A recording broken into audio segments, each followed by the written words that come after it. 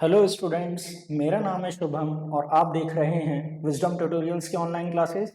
आज हम class 10 CBSE science का chapter first chemical reactions and equation का पार्ट 2 कर रहा है। So let's start. आज हमें टाइप्स ऑफ केमिकल रिएक्शंस पढ़ना है जिनको हम वन बाय वन डिस्कस करेंगे। इसको पढ़ने से पहले जितने भी मैं बता रहा हूँ, जितने भी केमिकल रिएक्शंस होते हैं तो उनका जो नेम है, अगर हम उसके मीनिंग को समझ लें तो कहीं ना कहीं ये हमें सब लर्न करने में बहुत आसानी होगी। जैसे फर्स्ट होता है कॉम्बिनेशन रिएक्शन। अब कॉम्बिनेशन का मीनिंग क्या होता है? कोई भी दो या उससे ज्यादा चीजों को कंबाइन करना।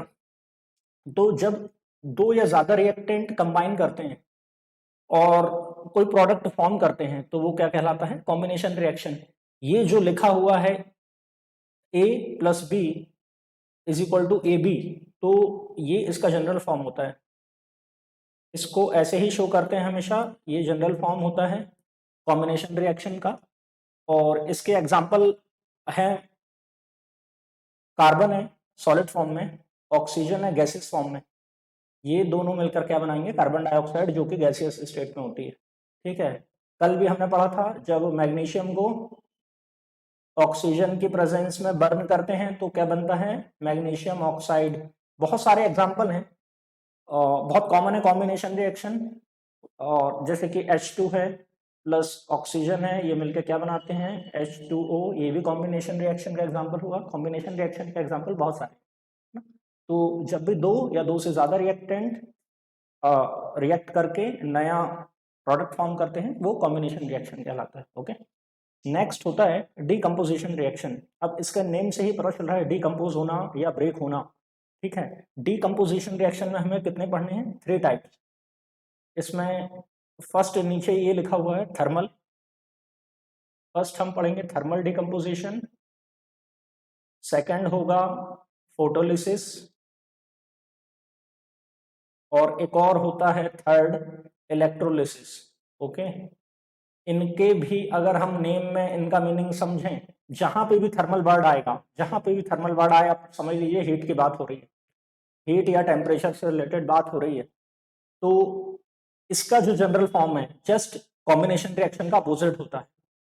कोई कंपाउंड है ए बी, ठीक है, वो डिकम्पोज होकर अपने जो कॉन्स्टिट्यूएंट रिएक्टेंट्स हैं उनमें डिकम्पोज हो जाएगा। ठीक है, तो फर्स्ट है थर्मल डिकम्पोजिशन। तो जब भी किसी कंपाउंड को हम हीट देकर डिकम्पोज करते हैं तो वो थर्मल डिकम्पोजिशन कहलाता है। यहाँ calcium carbonate CaCO3 solid state में आप देख सकते हैं, इसको हीट किया गया। ये हीट शो करता है, ट्राइंगल मैंने बताया था ना, जो ट्राइंगल है वो शो करता है कि हीट कर रहे हैं। तो कैल्शियम कार्बोनेट को जब हीट करते हैं तो वो कैल्शियम ऑक्साइड और कार्बन डाइऑक्साइड में स्प्लिट हो जाता है।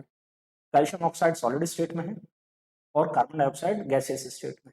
ठीक है, तो ये हो गया थर्मल डिकम्पोजिशन। ऐसे ही इलेक्ट्रोलिटिक डिकम्पोजिशन में क्या होगा? ये डिकम्पोजिशन का सेकंड टाइप है। जब जब भी हम कोई भी रिएक्शन, ठीक है, कोई भी कंपाउंड हो, उसको सिंपलर कंपाउंड में हमें डिकम्पोज कराना है तो हम इलेक्ट्रिसिटी पास कराते हैं। एग्जाम्पल के लिए ये क्या है? 2H2O water. ठीक है, वाटर है, वाटर किस स्टेट में है? लिक्विड स्टेट में। यहाँ स्मॉल एल लिखा हुआ है। तो हमने इसमें से क्या पास कराया? Electric current. और इलेक्ट्रिक करंट पास कराने को ही हम क्या लिख सकते हैं? इलेक्ट्रोलिसिस। तो यहाँ हम इसका इलेक्ट्रोलिसिस कर रहे हैं। तो वाटर में जब हम इलेक्ट्रिसिटी पास कराएंगे तो क्या निकलेगी? Hydrogen gas and oxygen gas. तो ये देखिए, ये जो कंपाउंड है ये स्प्लिट हो गया हाइड्रोजन और ऑक्सीजन में। तो ये किसकी वजह से हुआ? ये इलेक्ट्रिक करंट की वजह से हुआ। तो ये इलेक्ट्रोलिटिक डिकम्पोजिशन है। वहां पे टेम्परेचर की वजह से हो रहा था तो वहां थर्मल डिकम्पोजिशन था। नेक्स्ट होता है फोटोलिसिस और फोटो डिकम्पोजिशन। ठीक है, अब फोटोलिसिस, जब भी फोटो वर्ड आता है तो आप समझ लीजिए सनलाइट की बात हो रही है वहां पे। ठीक है, तो यहाँ कहीं ना कहीं सनलाइट की वजह से ही क्या होगा? डिकम्पोजिशन होगा, है ना। इसका एग्जाम्पल है सिल्वर क्लोराइड। सॉलिड स्टेट में होता है, व्हाइट कलर का, है ना। कहीं देखने मिले आपको? सिल्वर क्लोराइड सॉलिड स्टेट में व्हाइट कलर का ही होता है। जब उसको हम धूप में रख देते हैं, सनलाइट में रखते हैं, तो वो किसमें स्प्लिट हो जाता है? सिल्वर में। बट उसका कलर जो है वो ग्रे हो जाता है। ये इंपॉर्टेंट क्वेश्चन है, ये केमिकल इक्वेशन कई बार पूछा गया है। लैंग्वेज क्वेश्चन घुमा फिरा कर कई बार आता है ना बोर्ड एग्जाम में। तो जब भी सिल्वर क्लोराइड व्हाइट को हम सॉलिड जो स्टेट में होता है उसको सनलाइट में रखते हैं तो ये कन्वर्ट स्प्लिट हो जाता है सिल्वर में सॉलिड फॉर्म जो ग्रे कलर का होता है। इसका कलर भी कई बार पूछा गया है और क्लोरीन गैस निकलती है ना।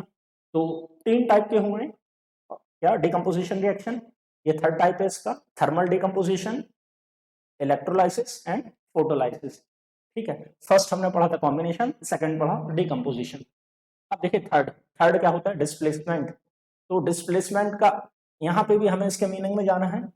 यहाँ पे कंपाउंड एक एलिमेंट दूसरे एलिमेंट या एक सब्सटेंस दूसरे सब्सटेंस को क्या करेगा, डिस्प्लेस करेगा। इसको पढ़ने से पहले मैं एक छोटी सी चीज बता दूं, आपको रिएक्टिविटी सीरीज अगर याद हो क्लास 9th में पढ़ी थी। रिएक्टिविटी सीरीज होती है, पहले कौन सा मेटल या एलिमेंट आता है, पहले आता है पोटेशियम, देन आता है सोडियम, देन आता है calcium, magnesium, aluminium, zinc, iron, then आता है लेड, देन आता है hydrogen, copper, silver and gold.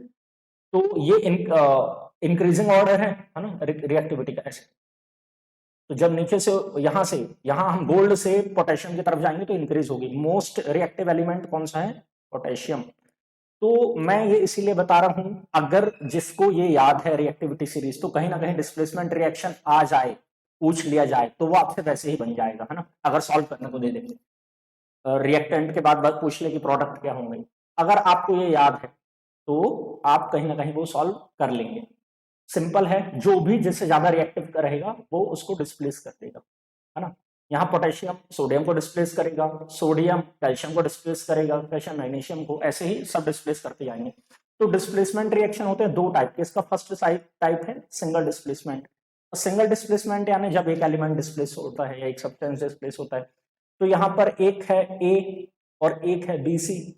तो ए कहीं ना कहीं ज्यादा रिएक्टिव है तो इसने क्या किया, बी को डिस्प्लेस किया अपनी जगह से और ए के साथ हो गया और ये बन गया ए सी और ये हो गया बी। तो हमें ये ध्यान रखना है यहाँ पे कि कहीं ना कहीं ज्यादा रिएक्टिव है। तभी इसका एग्जांपल देखते हैं हम। देखिए एग्जांपल है डिस्प्लेसमेंट रिएक्शन का, जिंक है सॉलिड फॉर्म में है ना, जिंक सॉलिड है और क्या है, हाइड्रोक्लोरिक एसिड का एक्वस सॉल्यूशन है। अभी थोड़ी देर पहले देखा कि जिंक क्या होगा, जिंक ज्यादा वो होगा, रिएक्टिव होगा। तो जिंक ने यहाँ पे डिस्प्लेस कर दिया हाइड्रोजन को और जिंक क्लोराइड का एक्वस सॉल्यूशन बना लिया और हाइड्रोजन को अलग कर लिया, वो गैस बन गई है ना। तो ये हमने इसीलिए पहले ही रिएक्टिविटी सीरीज बता दी जिससे आपको कंफ्यूजन ना हो ऐसा क्यों होता है ना। जो ज्यादा रिएक्टिव होगा वो अपने से कम वाले को डिस्प्लेस करेगा। अब एक इसी में होता है डबल डिस्प्लेसमेंट। अभी हमने सिंगल डिस्प्लेसमेंट पढ़ा, तो टाइप ऑफ डिस्प्लेसमेंट में सेकंड टाइप होता है डबल डिस्प्लेसमेंट रिएक्शन। अब डबल डिस्प्लेसमेंट में क्या होगा, 2 बार डिस्प्लेसमेंट होगा। यहाँ पर एक कंपाउंड ए बी है, यहाँ एक सी डी है। ए ज्यादा रिएक्टिव था, उसने सी को डिस्प्लेस कर दिया, सी ए की जगह आ गया, तो यहाँ पे बन गया सी बी और यहाँ बन गया ए डी है ना। वहां सिंगल डिस्प्लेसमेंट था तो एक एलिमेंट डिस्प्लेस हो रहा था, यहाँ डबल डिस्प्लेसमेंट है तो 2 हो रहे हैं। इसका एग्जाम्पल हम देखते हैं। तो डबल डिस्प्लेसमेंट का है एग्जाम्पल, सोडियम हाइड्रोक्साइड का एक्वस सॉल्यूशन है और हाइड्रोक्लोरिक एसिड का एक्वस सॉल्यूशन है। ठीक है, तो सोडियम क्या होता है, सोडियम ज्यादा रिएक्टिव है तो सोडियम ने सोडियम क्लोराइड का एक्वस सॉल्यूशन फॉर्म कर लिया। यहाँ पे सोडियम ने हाइड्रोजन को डिस्प्लेस किया और हाइड्रोजन किसकी जगह पे आ गया, सोडियम की जगह पे आ गया, तो इसने वाटर बना लिया। ठीक है, तो ये हो गया डबल डिस्प्लेसमेंट रिएक्शन का एग्जाम्पल। ओके, नेक्स्ट देखते हैं। नेक्स्ट है प्रेसिपिटेशन रिएक्शन, 4th टाइप है ये। ओके, ये 4th टाइप है। तो प्रेसिपिटेशन रिएक्शन, प्रेसिपिटेशन का मतलब ही होता है ना, जब भी कोई रिएक्शन हो इसमें एक्वस सॉल्यूशन में, ठीक है, 2 सॉल्ट के एक्वस सॉल्यूशन में जब रिएक्शन होगा तो एक प्रेसिपिटेट फॉर्म होगा जो अलग से हमें दिखेगा। इसलिए मैंने पिक भी लगाई है, देखो आप, सोडियम क्लोराइड है ये सोडियम क्लोराइड है, ठीक है, और ये सिल्वर नाइट्रेट है। दोनों का एक्वस सॉल्यूशन है। तो सिल्वर नाइट्रेट इस बीकर में भरा हुआ है, हमने टेस्ट ट्यूब में लेकर सोडियम क्लोराइड को इसमें मिक्स किया तो रिएक्शन हुआ। बट ये जो आप देख रहे हैं ग्रे कलर का, ये प्रेसिपिटेट फॉर्म हो गया। तो प्रेसिपिटेट क्या होगा, प्रेसिपिटेट अलग से आपको आंखों में दिखेगा। फॉर एग्जाम्पल एक कांच के गिलास में पानी भरें और इसमें मिट्टी डाल दें, तो मिट्टी नीचे जाकर बैठ जाएगी, है ना, आंखों से अलग से दिखेगी ना। तो वैसे ही जब सिल्वर नाइट्रेट का एक्वा सॉल्यूशन सोडियम क्लोराइड के एक्वा सॉल्यूशन के साथ रिएक्ट करता है, तो सिल्वर क्लोराइड फॉर्म होता है जो कि प्रेसिपिटेट होता है। अगेन ये इंपॉर्टेंट है, ये कई बार पूछा जाता है ये रिएक्शन, है ना, ये इंपॉर्टेंट है। और सोडियम नाइट्रेट अलग से फॉर्म होता है, तो ये इसको तो हमें याद रखना ही है ना। एक चीज और बताना था कि जब हमने लास्ट पार्ट में बात की थी कि इंफॉर्मेटिव कैसे बनाते हैं केमिकल रिएक्शन को, तो जब प्रेसिपिटेट फॉर्म होता है तो उसमें एरो शो करते हैं नीचे की तरफ, नीचे की तरफ इसलिए शो करते हैं, प्रेसिपिटेट जब फॉर्म होगा तो वो नीचे जाकर जम जाएगा। सिमिलरली जब गैस निकलती है, तो गैस जब निकलती है, जैसे हाइड्रोजन गैस निकाली तो हम बगल में स्मॉल जी लिखते हैं, तो उसमें बगल में एरो भी लगाते हैं ऊपर की तरफ, गैस निकलेगी तो ऊपर की तरफ जाएगी, प्रेसिपिटेट फॉर्म होगा तो नीचे जाकर बैठ जाएगा। इसीलिए प्रेसिपिटेट में हम नीचे की तरफ एरो बनाते हैं, जब गैस निकलती है तो ऊपर की तरफ हम एरो बनाते हैं, तो ये बात आप ध्यान रखना, है ना। तो नेक्स्ट रिएक्शन देखते हैं, फिफ्थ है न्यूट्रलाइजेशन रिएक्शन। न्यूट्रल का मतलब ही होता है ना, जब एक एसिड एक बेस से रिएक्ट करती है तो न्यूट्रल हो जाता है, ठीक है। नेक्स्ट चैप्टर ही हमें ये पढ़ना है, acid base and salts, chapter 2 है जो। तो सोडियम हाइड्रोक्साइड क्या होता है, बहुत स्ट्रॉन्ग बेस होता है ना, बहुत ज्यादा यूज होता है। सिमिलरली हाइड्रोक्लोरिक एसिड बहुत स्ट्रॉन्ग एसिड होती है। तो एक बेस मिला और एक एसिड मिला, जब एक स्ट्रॉन्ग एसिड और एक स्ट्रॉन्ग बेस मिले तो क्या बना, सॉल्ट, जो कि न्यूट्रल है, ना तो इसका नेचर एसिडिक होगा ना बेसिक होगा। और क्या बना, वाटर। तो मैंने बगल में पिक भी लगाई है, ये एसिड देख रहे हैं आप, ये बेस दिख रहे हैं, जब दोनों को मिक्स किया गया तो सॉल्ट और वाटर क्या हुआ, फॉर्म हो गया, है ना। तो न्यूट्रलाइजेशन रिएक्शन जैसा नाम है, न्यूट्रल हो गया वो, है ना। बहुत डीप में हमें ये चैप्टर डिस्कस करने ही है। नेक्स्ट, ठीक है, नेक्स्ट है ऑक्सीडेशन एंड रिडक्शन, ठीक है। तो लोगों को इसमें बहुत ज़्यादा कंफ्यूजन होता है, लेकिन हम इसको सिंपल रखेंगे। ऑक्सीडेशन सिंपल है, यदि ऑक्सीजन का एडिशन हो रहा हो, मैंने प्लस साइन से शो किया है, ऑक्सीजन का एडिशन हो रहा हो और नेगेटिव साइन से हाइड्रोजन का रिमूवल हो रहा हो, या तो ऑक्सीजन का एडिशन होगा या हाइड्रोजन का रिमूवल होगा। फर्स्ट थिंग, इसका जस्ट अपोजिट होगा रिडक्शन, या तो ऑक्सीजन का रिमूवल हो और हाइड्रोजन का एडिशन हो। हमें सिर्फ इतना ध्यान रखना है तो हमें कंफ्यूजन नहीं होगा, ठीक है। ऑक्सीडेशन क्या होगा, या तो ऑक्सीजन का एडिशन हो, हाइड्रोजन का रिमूवल हो, या तो रिडक्शन में ऑक्सीजन का रिमूवल हो या हाइड्रोजन का एडिशन हो। जैसे यहाँ एग्जांपल देखिए, ये आयरन है और इसने ऑक्सीजन से रिएक्ट किया है, ठीक है। तो ऑक्सीडेशन देखो आप हो रहा है, Fe2O3 बन गया, क्यों, यहाँ पे ऑक्सीजन का एडिशन हुआ है इसीलिए ऑक्सीडेशन है, ठीक है, यहाँ तो ऑक्सीडेशन है। लेकिन साथ ही यहाँ कुछ नहीं बचा, तो यहाँ पे रिडक्शन भी तो हुआ है, आप देख सकते हो, यहाँ पे रिमूव हुआ है क्या, ऑक्सीजन। तो मैंने क्या बताया अभी, ऑक्सीजन का एडिशन होगा तो ऑक्सीडेशन प्लस, और रिडक्शन में ऑक्सीजन का रिमूवल होगा, ठीक है। अब ये तो हमारे सिलेबस में है, साथ ही हमें इसके अलावा एक और तरीके से पढ़ना है ऑक्सीडेशन और रिडक्शन, कि ऑक्सीडेशन में ट्रिक है, ऑक्सीडेशन में आपको ध्यान रखना है ऑयल, OIL, और रिडक्शन में आपको ध्यान रखना है क्या, RIG, रिग। तो ऑक्सीडेशन क्या होता है, हमेशा लॉस ऑफ इलेक्ट्रॉन। ये वाली पिक में आप देखो, ये वाली पिक में ये कोई भी सब्सटेंस है, इससे क्या हुआ, लॉस हुआ इलेक्ट्रॉन का, तो क्या हो गया, ऑक्सीडेशन। तो वही मैंने क्या बताया, ऑक्सीडेशन इज लॉस, आपको ध्यान रखना, ऑक्सीडेशन होता है लॉस। सिमिलरली इसका अपोजिट क्या है, ये कोई सब्सटेंस है, इसने गेन किया, और जब हम गेन करते हैं तो नेगेटिव साइन आता है, तो देखो बी सब्सटेंस में नेगेटिव साइन आ गया, तो गेन ऑफ इलेक्ट्रॉन क्या होता है, रिडक्शन, ठीक है। हमें दो तरह से याद रखना है, सिंपल रखना है। फर्स्ट ऑक्सीडेशन अगर कोई पूछे in terms of oxygen hydrogen के एडिशन में, तो हमें ध्यान रखना है ऑक्सीजन का एडिशन होगा या हाइड्रोजन का रिमूवल होगा तो ऑक्सीडेशन होगा। साथ ही सेकंड डेफिनेशन है, या तो ऑक्सीजन जो एलिमेंट है या सब्सटेंस है वो इलेक्ट्रॉन को लूज करे तो भी ऑक्सीडेशन होगा। तो यहाँ पे हम एक चीज और इसमें ऐड कर देते हैं, ऑयल, OIL, थर्ड, ठीक है, ऑक्सीडेशन में लॉस होता है। और सिमिलरली रिडक्शन में इसका अपोजिट होता है, RIG, reduction is gain, reduction is gain, ठीक है, हमें यही ध्यान रखना है। अब नेक्स्ट देखेंगे कि ऑक्सीडाइजिंग एजेंट और रिड्यूसिंग एजेंट में क्या डिफरेंस होता है। देखिए, लोगों को ऑक्सीडेशन रिडक्शन में इतना कंफ्यूजन है, तो इसमें तो और ज़्यादा होगा, लेकिन मैं बता रहा हूँ जैसे वहाँ पे प्लस ऑक्सीजन माइनस हाइड्रोजन और minus oxygen plus hydrogen, reduction, oxidation, ध्यान रखा। वैसे ही ऑक्सीडाइजिंग एजेंट कॉसेज ऑक्सीडेशन, जो एजेंट है वो खुद ही कारण है, वो खुद ही रीजन है ऑक्सीडेशन का। सिमिलरली रिड्यूसिंग एजेंट क्या होते हैं, जिनकी वजह से रिडक्शन हो, ठीक है। जैसे एक एग्जांपल है, देखिए ये कॉपर ऑक्साइड है, CuO होता है कॉपर ऑक्साइड, ये रिएक्ट करता है हाइड्रोजन से, ठीक है। तो यहाँ पे आपने देखा ऑक्सीजन का क्या हुआ, यहाँ से चला गया तो रिडक्शन हुआ ना, क्योंकि यहाँ माइनस ऑक्सीजन हुआ तो यहाँ रिडक्शन हुआ।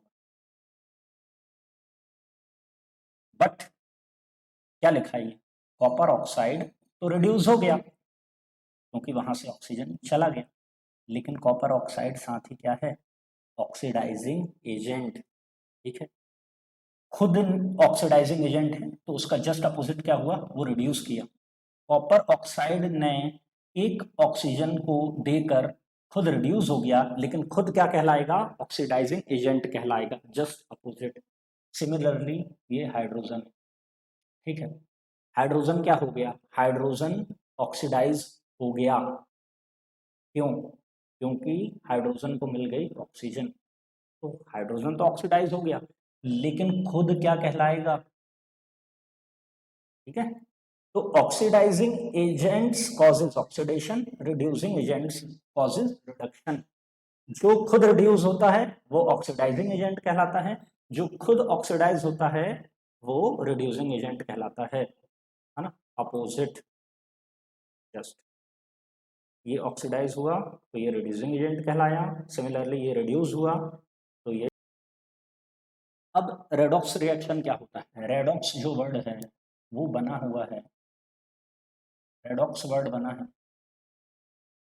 रिडक्शन एंड ऑक्सीडेशन से, तो जब रिएक्शन में ऑक्सीडेशन और रिडक्शन एक साथ होता है तो वो कहलाता है रेडॉक्स रिएक्शन। जैसा कि एग्जांपल देखो, ये Fe3O4 है और ये 4H2O, यहाँ से क्या हुआ, रिमूवल हुआ, इसका ऑक्सीजन रिमूव हो गई, माइनस साइन लगा, ऑक्सीजन ये वाले रिमूव हो गई, तो इसका रिडक्शन हो गया ना, ये इसका रिडक्शन हो गया, ये क्या कहलाएगा, ऑक्सीडाइजिंग एजेंट। यही यहाँ पे दिया नहीं है लेकिन मैं समझा दे रहा हूँ, अगर लास्ट में समझना है। अब ये 4H2 है, इसको क्या मिला, एडिशन ऑफ ऑक्सीजन, इसके साथ ऑक्सीजन ऐड हो गया तो इसका ऑक्सीडेशन हो गया, लेकिन कहलाएगा क्या, रिड्यूसिंग एजेंट,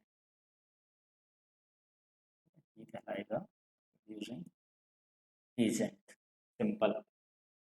तो जब ऑक्सीडेशन और रिडक्शन एक साथ होते हैं तो वो रिएक्शन रेडॉक्स रिएक्शन कहलाती है। एक होता है एक्सोथर्मिक और एंडोथर्मिक, ठीक है, तो दो ही बचे हुए हैं, इसमें हम देखते हैं, एक होता है एक्सो, एक होता है एंडो। वर्ड को हमें वर्ड पे जाना है, एक्सो मतलब आउट, बाहर, और एंडो मतलब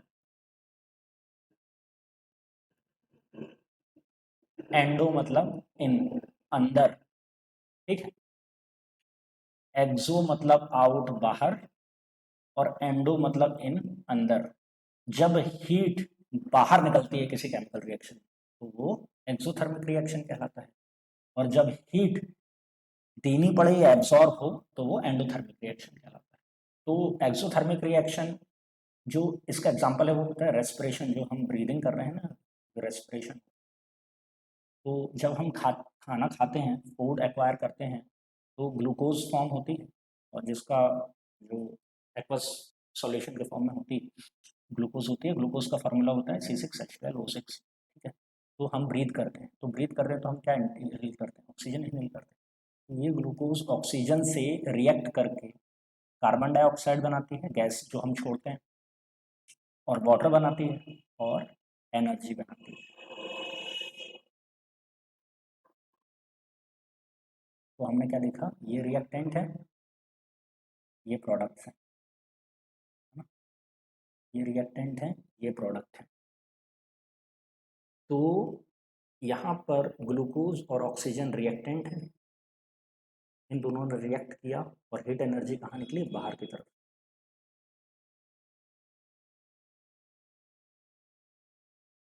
है ना, और वाटर बना और एनर्जी। तो यहाँ पे हीट एनर्जी बाहर की तरफ निकली, इसीलिए एक्सोथर्मिक रिएक्शन है। मोस्ट ऑफ द रिएक्शन या तो एक्सोथर्मिक होंगे, तो एक्सोथर्मिक ही होते हैं, है ना। जितने डिकम्पोजिशन रहते हैं, मोस्टली डिकम्पोजिशन रिएक्शन क्या होते हैं, एक्सोथर्मिक होते हैं, क्योंकि उसमें हीट निकलती है। तो ये ध्यान रखना है कि कौन से रिएक्शन एक्सोथर्मिक होते हैं, मोस्ट ऑफ द डिकम्पोजिशन, या फिर एंडोथर्मिक होगा। नेक्स्ट होता है एंडोथर्मिक रिएक्शन। तो ये जस्ट अपोजिट है। A chemical reaction in which heat energy is absorbed is called endothermic reaction. Calcium carbonate का फॉर्मूला होता है CaCO3, ये सॉलिड फॉर्म। इसको हमने क्या कर दिया, हीट, गर्म कर दिया, तो ये ब्रेक हो गया कैल्शियम ऑक्साइड और कार्बन डाइऑक्साइड। तो वहाँ पे हीट एनर्जी हमें क्या करनी पड़ी, देनी पड़ी, इसलिए एंडो, है ना, ये एब्जॉर्ब हो रही है, ठीक है। जस्ट अपोजिट है एक्सोथर्मिक का। इसके कुछ एग्जाम्पल हैं, ये जो मैंने पिक लगाई आप देखिए।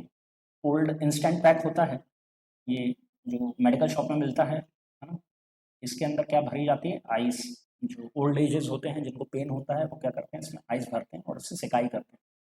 तो उसमें क्या होती है, हीट एनर्जी एब्जॉर्ब होती है, उसको इंस्टेंट कोल्ड पैक कहते हैं, है ना।